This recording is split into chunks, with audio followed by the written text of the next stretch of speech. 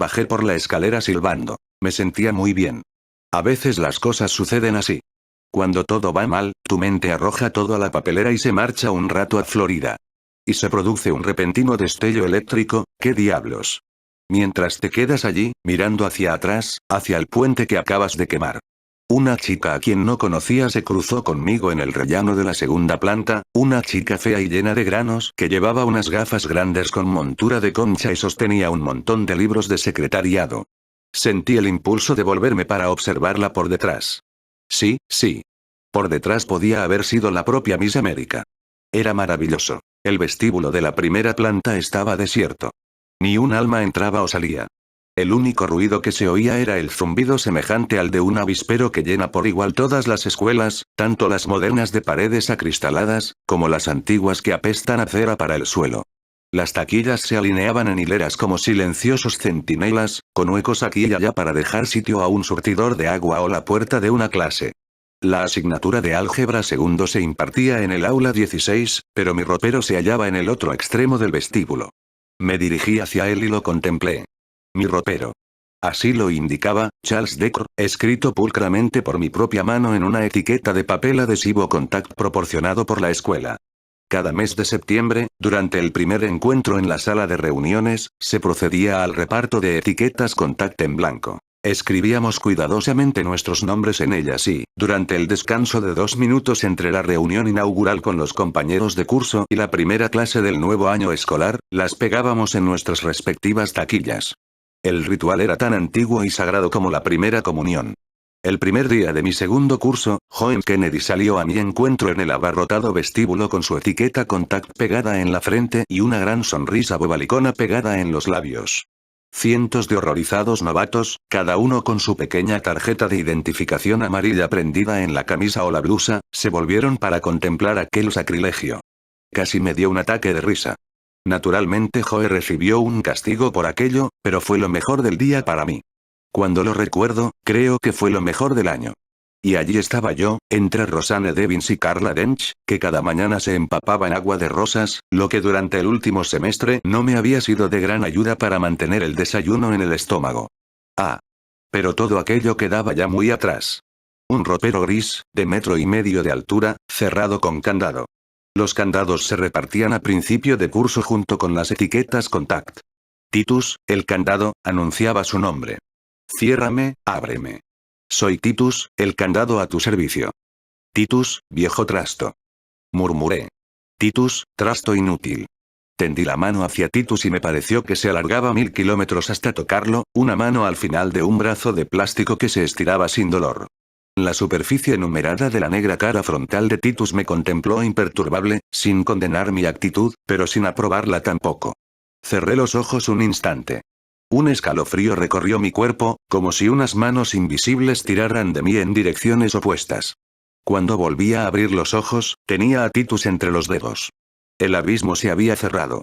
Las combinaciones de los candados de las escuelas secundarias son sencillas. La mía era 6 a la izquierda, 30 a la derecha y 2 vueltas seguidas a 0. Titus era más conocido por su fortaleza que por su inteligencia. El candado cedió y saltó en mi mano.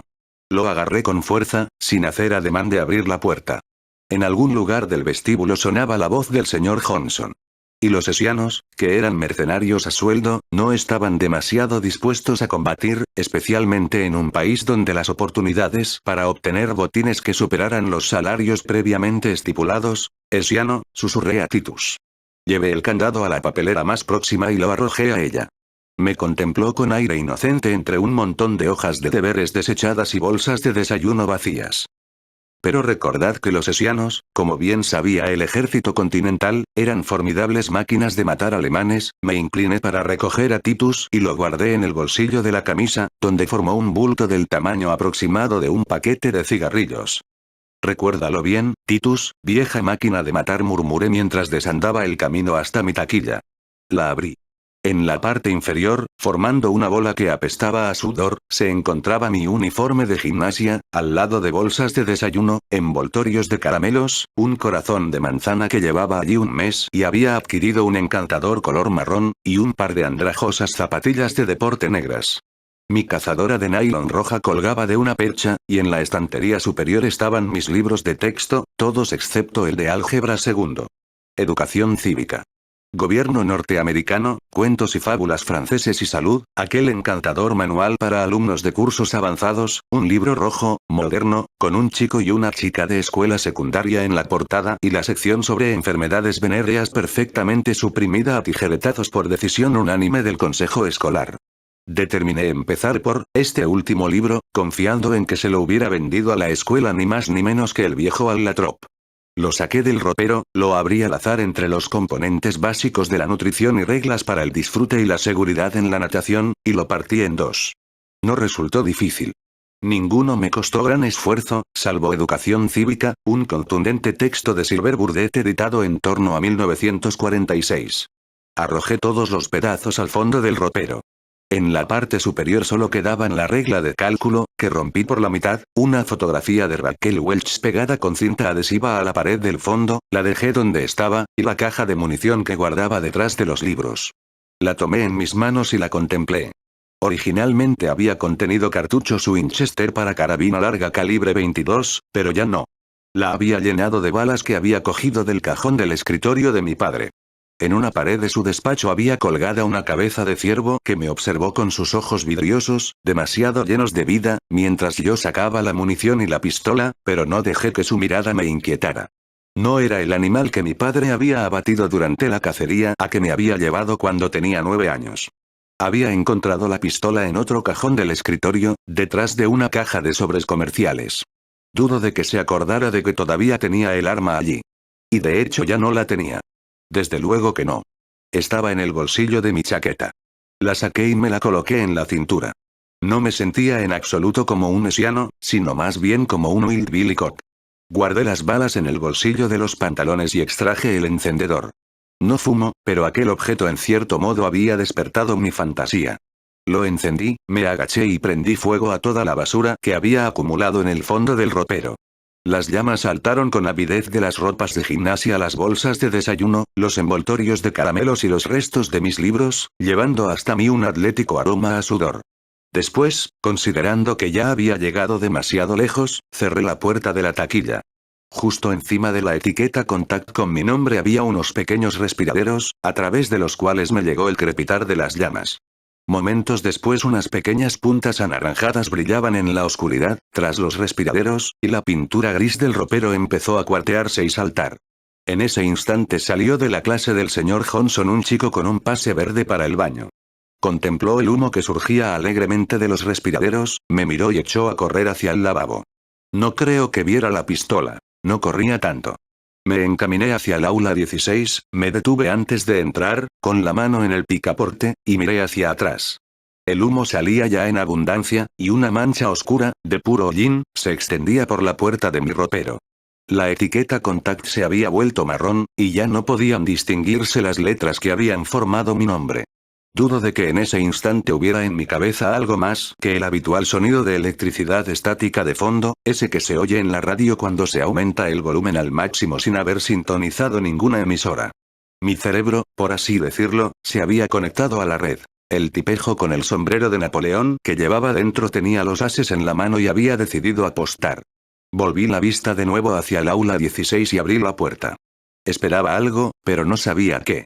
Así, se entiende que cuando aumentamos el número de variables, los axiomas en sí no sufren cambios. Por ejemplo, la señora Underwood alzó la mirada, alarmada, al tiempo que se ajustaba las gafas en la nariz. ¿Tiene usted un pase de administración, señor Decker? Sí, respondí, y saqué la pistola de la cintura. Ni siquiera sabía con certeza si estaba cargada hasta que sonó el disparo. Le di en la cabeza. La señora Underwood no llegó a enterarse de qué le había sucedido, estoy seguro. Cayó de lado sobre el escritorio y luego rodó hasta el suelo. Y aquella expresión expectante jamás se borró de su rostro. Cordura. Uno puede pasarse la vida diciéndose que la vida es lógica, prosaica y cuerda. Sobre todo, cuerda. Y creo que así es. He tenido mucho tiempo para pensar en ello. Y siempre vuelve a mi memoria la declaración de la señora Underwood antes de morir. Así, se entiende que cuando aumentamos el número de variables, los axiomas en sí no sufren cambios. Estoy realmente convencido de ello. Pienso, luego existo. Tengo vello en la cara, luego me afeito. Mi esposa y mi hijo se encuentran en estado crítico tras un accidente de coche, luego rezo. Todo es lógico, todo es cuerdo.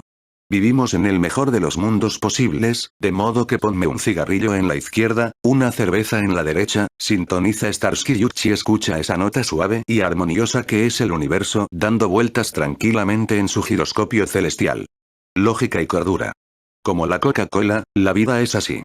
Sin embargo, como también saben la Warner Brothers, John D. McDonald y la Lone Island Railway, existe un Mr. Hyde para cada feliz rostro de Dr. Jekyll, una cara oscura al otro lado del espejo. El cerebro tras esa cara nunca ha oído hablar de hojas de afeitar, plegarias o la lógica del universo. Vuelves de lado ese espejo y ves tu rostro reflejado con una siniestra mueca, medio loca, medio cuerda. Los astrónomos denominan a la línea entre la luz y la oscuridad el terminador. El otro lado del espejo demuestra que el universo tiene la lógica de un chiquillo vestido de vaquero en la noche de Halloween, con las tripas y la bolsa de caramelos esparcidas a lo largo de 1 kilómetro de la Interestatal 95. Es la lógica del napalm, la paranoia, las bombas en la maleta de esos árabes felices, el carcinoma fortuito. Esta lógica se devora a sí misma e indica que la vida es un mono sobre un palo, que gira histérica y errática como esa moneda que se lanza al aire para decidir quién paga el almuerzo. Nadie mira ese otro lado a menos que sea preciso, y lo entiendo perfectamente.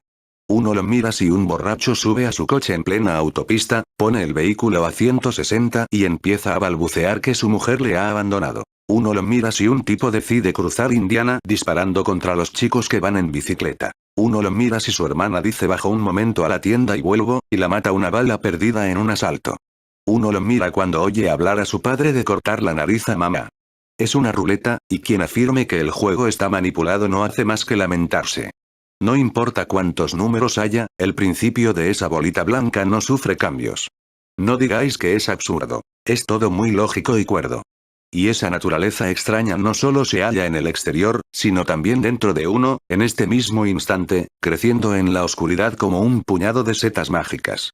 Llámala la cosa del sótano o el zorro de las melodías animadas. Yo lo concibo como mi dinosaurio privado, enorme, viscoso y lerdo, que recorre a trompicones los hediondos pantanos de mi subconsciente sin encontrar nunca un hoyo de brea lo bastante grande para caber en él. Pero ese soy yo, y había empezado a hablaros de esos brillantes alumnos de la escuela que, metafóricamente hablando, bajaron a la tienda para comprar leche y terminaron en medio de un robo a mano armada. Soy un caso documentado, carnaza de rutina para las rotativas de los periódicos. Me han concedido 50 segundos en el noticiario de más audiencia y 1,5 columnas en el Time. Y aquí me encuentro, ante vosotros, metafóricamente hablando, otra vez, y os aseguro que estoy totalmente cuerdo. Es cierto que me falta algún tornillo ahí arriba, pero todo lo demás funciona perfectamente, muchas gracias. Así pues, ellos. ¿Qué entendéis por ellos? Hemos de estudiar ese punto, ¿no os parece? ¿Tiene usted un pase de administración, señor Decker? Me preguntó ella. Sí, respondí, y saqué la pistola del cinto. Ni siquiera sabía con certeza si estaba cargada hasta que sonó el disparo. Le di en la cabeza. La señora Underwood no llegó a enterarse de qué le había sucedido, estoy seguro. Cayó de lado sobre el escritorio y luego rodó hasta el suelo. Y aquella expresión expectante jamás se borró de su rostro. Yo soy el cuerdo, soy el croupier, el tipo que lanza la bola en dirección contraria al giro de la rueda. ¿Y el individuo que apuesta su dinero a pares o nones? ¿Y la chica que se juega a los cuartos a negro o rojo? ¿Qué hay de ellos? No existe medida de tiempo que exprese la esencia de nuestra vida, que mida el tiempo entre la explosión del plomo en el orificio del camión y el impacto en la carne, entre el impacto y la oscuridad. Solo hay una inútil repetición instantánea que no demuestra nada nuevo. Disparé, ella cayó, y se produjo un silencio indescriptible, un lapso infinito, y todos retrocedimos un paso, contemplando cómo la bola daba vueltas y vueltas, saltando, vacilando, relampagueando un instante y siguiendo su marcha, cara o cruz, rojo o negro, pares o nones. Creo que ese momento terminó. De veras lo creo. No obstante, a veces, en la oscuridad, pienso que ese espantoso momento fortuito y casual todavía dura, que la rueda aún gira, y que todo lo demás ha sido un sueño. ¿Cómo debe ser la caída desde lo alto de un precipicio para el suicida? Creo que debe de experimentar una sensación de cordura. Probablemente por eso gritan hasta el instante de estrellarse contra el fondo.